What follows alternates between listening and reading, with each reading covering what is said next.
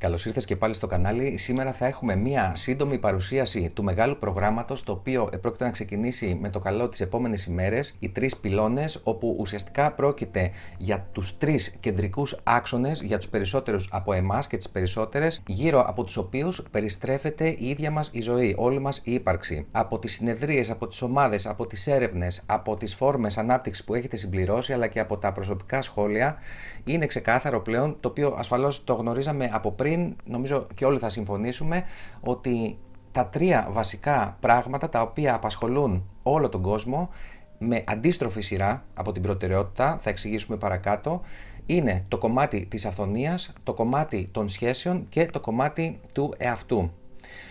Όταν δεν έχουμε δουλέψει πάρα πολύ με τον εαυτό μας, αυτή εδώ είναι η σειρά με την οποία έρχονται τα γεγονότα. Αυθονία σχέσεις ή σχέσεις αυθονία. Και στο τέλος, όταν δημιουργούνται τα προβλήματα, όταν δεν φτάνω σε αυτή την πληρότητα της ζωής και δεν βιώνω μια πραγματικότητα με τον τρόπο που μου αρέσει, τότε μπαίνει σε πρώτη μοίρα το κομμάτι του εαυτού. Κανονικά είναι τελείως το ανάποδο, δηλαδή είναι πρώτα ο εαυτός και μετά είναι η σχέση μαζί με την αυθονία. Αυτοί είναι οι τρεις κεντρικοί πυλώνες.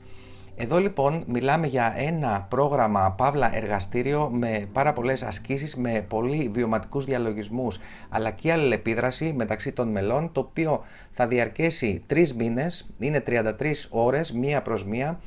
μέσα στις οποίες θα ταξιδέψουμε ανάμεσα σε αυτούς τους τρεις άξονες και γύρω από αυτούς τους τρεις άξονες.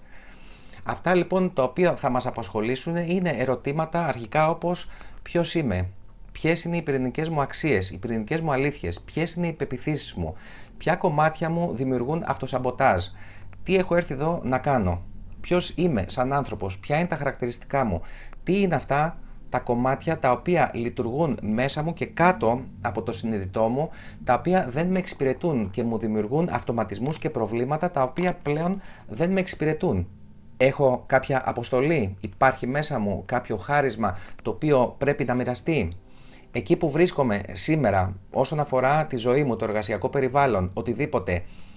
είναι κάτι, είναι ένας τόπος όπου με χαροποιεί, μου δίνει χαρά, μου δίνει πληρότητα, ή κάθε μέρα βουλιάζω όλο και περισσότερο ή έχω συμβιβαστεί.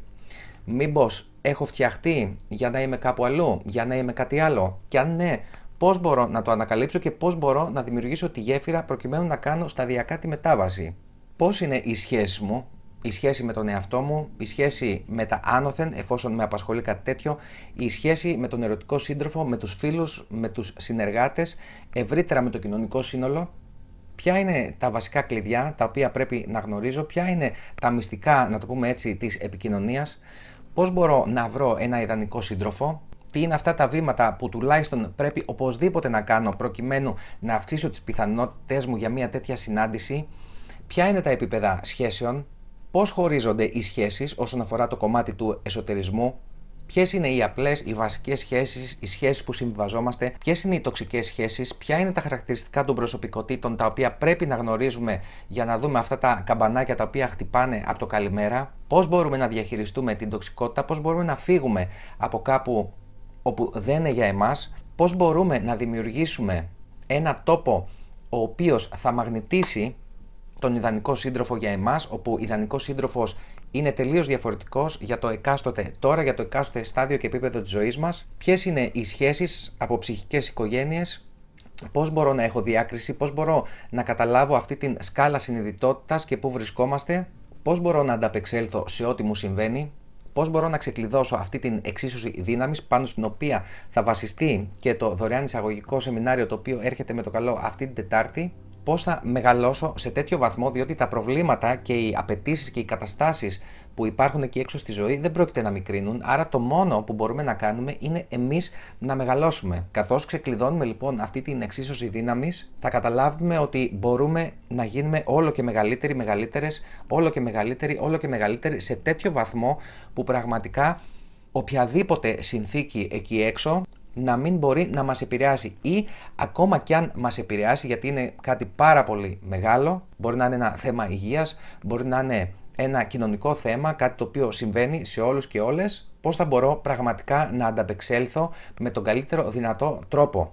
Όλη αυτή η διαδρομή πέρα από τα πολλαπλά και πολυεπίπεδα ωφέλη τα οποία επρόκειτο να μας προσφέρει και να ενσωματώσουμε αλλά και να αναβαθμιστούμε μέσα από αυτή τη διαδρομή, όπως είναι ευκόλως κατανοητό, επρόκειτο να ανεβάσουν πάρα πολύ και αυτή την ψυχική ανθεκτικότητα. Διότι, όπως έχουμε πει, και δεν είναι κάτι το οποίο δεν το βλέπουμε, όλοι το βιώνουμε και επρόκειτο να το βιώσουμε ακόμα πολύ πιο έντονα στο επόμενο διάστημα. Διάφορες καταστάσεις οι οποίες θα απαιτήσουν τα καλύτερα από εμάς και υψηλά επίπεδα ψυχικής ανθεκτικότητας. Πώς θα μπορέσουμε λοιπόν να αναπτύξουμε διάκριση, να μπορούμε να ξεχωρίζουμε το τι είναι ψέμα, το τι είναι αλήθεια, το οποίο είναι μέρος μιας ευρύτερης αλήθειας, την οποία προφανώς και κανείς μας δεν κατέχει ολόκληρη. Όμως, όσο περισσότερο διευρύνουμε το φάσμα αντίληψης, όσο περισσότερο βαθαίνουμε μέσα μας και όσο περισσότερο συνδεόμαστε και με τα έσωθεν και με τα έξωθεν και με τα άνωθεν, τόσο περισσότερο μπορούμε να αντιλαμβανόμαστε πραγματικότητα και να εμπεριέχουμε πραγματικότητα, καθώς επίσης και διάφορους άλλους ανθρώπους που ίσως δεν ασχολούνται καθόλου με όλα αυτά τα ζητήματα. Και αυτό όχι για κάποιο αρνητικό λόγο, αλλά για τον λόγο ότι όταν μπορείς να εμπεριέχεις μια κατάσταση, έναν άνθρωπο, στο βαθμό που μπορείς, γιατί 100% δεν μπορείς να εμπεριέχεις κανέναν, τότε μπορείς να κατανοήσεις. Και όταν μπορείς να κατανοήσεις, μπορείς να συμπονέσεις και κατ' επέκταση σταδιακά και να συγχωρέσεις. Διότι όλο αυτό το πρίσμα, όλη αυτή η διαδρομή θα λειτουργήσει κάτω από τις τρεις κεντρικές αρχές της σοφίας, της αγάπης, της δύναμης της ζωής και της ισχύς. Είναι ουσιαστικά η πρώτη τριάδα μέσω κάποιας διδασκαλίας, αλλά ταιριάζει πάρα πολύ και με τις τριάδες όπου υπάρχουν και σε άλλες διαδρομές και διδασκαλίες. Είτε κάποιος είναι του χριστιανικού πρίσματος, είτε κάποιος ανήκει στο βουδικό κομμάτι, είτε κάποιος άλλος ανήκει σε κάποια κομμάτια εσωτερισμού. Γενικά αυτά τα οποία θα μοιραστούμε και ο τρόπος που είναι δομημένο το πρόγραμμα είναι για να μπορεί οποιοσδήποτε να το ακολουθήσει. Ακόμα και κάποιος δεν έχει ασχοληθεί ποτέ με τίποτα καθόλου, με οποιοδήποτε από όλα αυτά τα ζητήματα και αντικείμενα, θα μπορεί πραγματικά να ξεκινήσει από την αρχή και να περπατήσει ένα μονοπάτι όπου στο τέλος θα είναι ένας τελείως διαφορετικός άνθρωπος. Επίσης, ο τρόπος που είναι δομημένο όλο αυτό το πρόγραμμα δεν απαιτεί από κανέναν ή καμία να πιστέψει κάπου που δεν πιστεύει. Ακόμα και στα κομμάτια των δύσκολων σε εισαγωγικά διαλογισμών που μπαίνουμε αρκετά βαθιά, οι διάφοροι προστάτες που μπορεί να επικαλεστεί οποιοδήποτε ή οποιαδήποτε είναι καθαρά δικοί τους. Άρα μπορεί κάποιος να θέλει την Αθηνά, το Ζεύς, τον Απόλλωνα, κάποιος άλλος να θέλει τον Κύριο ημών Ιησού Χριστό, την Παναγία, κάποιος άλλος μπορεί να θέλει ένα Μποτισάτβα, κάποιος άλλος μπορεί να θέλει οτιδήποτε. Δεν μας πειράζει καθόλου. Πολύ σημαντικό, το οποίο το έχουμε αναφέρει πάρα πολλές φορές και το γράφει και το κείμενο, που ουσιαστικά είναι όλη η πληροφορία, την οποία θα την επισυνάψω στο πρώτο σχόλιο ακριβώς από κάτω. Είναι πολύ σημαντικό να μην έχουμε αυτή την περίοδο κάποιο πολύ σοβαρό ψυχιατρικό ζήτημα, να μην έχουμε μπει σε ένα νευρωτικό επεισόδιο.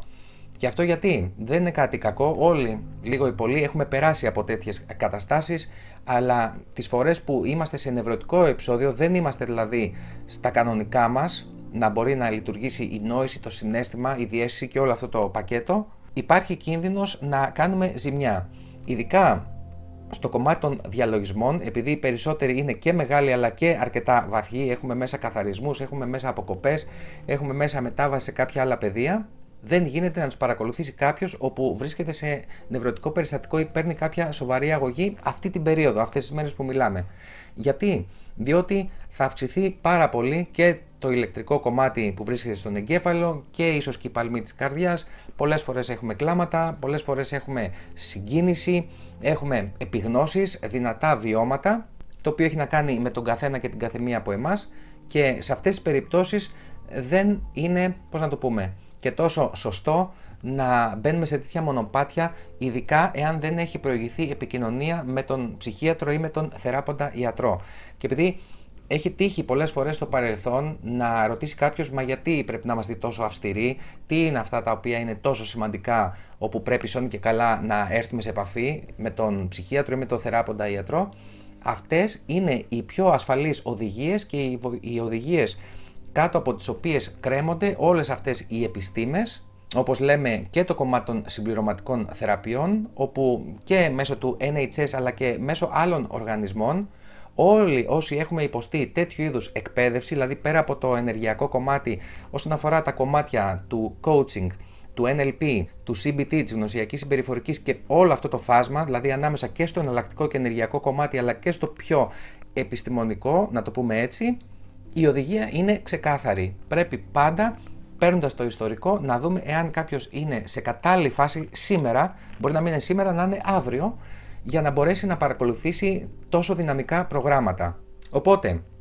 κλείνοντας, να πούμε ότι θα το δέσουμε όλο αυτό και με το κομμάτι της αυθονίας, όπου εκεί θα μπούμε σε κάποιους συμπαντικούς νόμους, σε κάποιους νόμους δηλαδή οι οποίοι ισχύουν έτσι κι αλλιώς, και όλα όσα επρόκειτο να πούμε θα είναι με απτά παραδείγματα. Δεν πρόκειται να μείνουμε δηλαδή σε φιλοσοφίες. Το συγκεκριμένο εργαστήριο, η συγκεκριμένη διαδρομή είναι πάρα πολύ πρακτική. Είναι εφαρμοσμένο life coaching, εφαρμοσμένος εσωτερισμός, εφαρμοσμένη φιλοσοφία.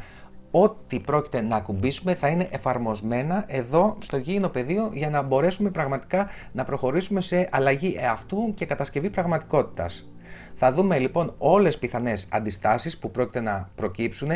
και από τον ίδιο μας τον εαυτό, αλλά και από τα συστήματα τα οποία είναι αλληλοεμπλεκόμενα με εμάς, αλλά και θα καταλάβουμε τι είναι τελικά αυτός ο νόμος της έλξης, διότι ωραία τα λένε και στο μυστικό και από εδώ και από εκεί, αλλά υπάρχουν κάποια πολύ σημαντικά κλειδιά τα οποία συνήθως δεν συζητιόνται, διότι δεν αρκεί απλά να το δεις και να το νιώσεις και να συμπεριφέρεις σαν να ήδη υπάρχει αυτό το πράγμα ή αυτός ο σύντροφος στη ζωή σου. Υπάρχουν και κάποια άλλα κλειδιά και κάποια ψηλά γράμματα τα οποία δεν τα συναντάμε και τόσο συχνά. Οπότε αυτά για το συγκεκριμένο κομμάτι, έτσι μια σύντομη παρουσίαση. Τα υπόλοιπα να είμαστε καλά, θα τα πούμε αυτή την Τετάρτη στις 9.30 το βράδυ.